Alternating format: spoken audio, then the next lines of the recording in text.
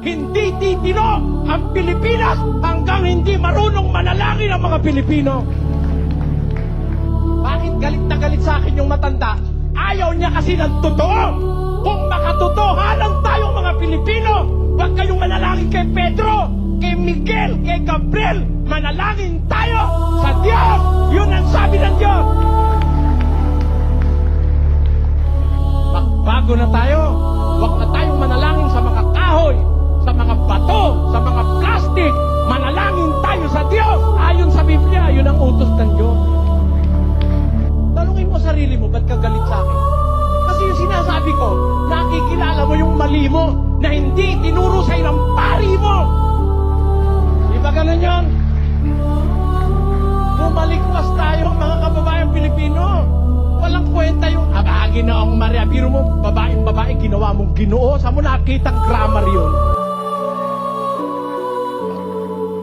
Kung mananalangin kayo, ganito, Ama namin, nasa langit ka. Kanino ka mananalangin?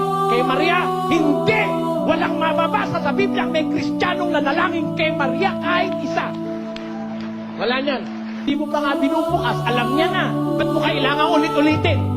Nasa Biblia na nga, wag mong ulit-ulitin, inuulit-ulit mo pa. Ayun ang sabi panalangin yung tamang paraan ng pagdadasal, tatamaan na naman tayo dyan. Alam mo yan, tumatama talaga yan Ito ang tamang pagdadasal. Sa 7 ni Mateo, basa.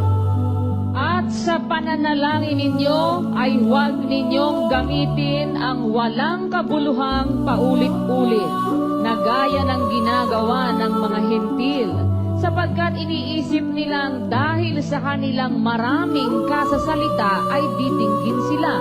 Huwag nga kayong magsigaya sa kanila, sapagkat alastas ng inyong Ama ang mga bagay na inyong kinakailangan bago ninyo hingin sa Kanya. Manalangin. Magsidalangin nga kayo ng ganito. Ama namin. Ama namin na nasa langit ka, sambahin nawa ang pangalan mo. Dumating nawa ang kaharian mo. Gawin nawa ang iyong kalooban, kung paano sa langit, gayon din naman sa lupa. Ibigay mo sa amin ngayon ang aming kakanin sa araw-araw, at ipatawad mo sa amin ang aming mga utang, gaya naman namin na nagpatawad sa mga may utang sa amin. At huwag mo kaming ihatid sa tukso, kundi iligtas mo kami sa masama, sapagkat iyo ang kaharian at ang kapangyarihan at ang kaluwalhatian magpakailanman siya nawa. Period. Tama.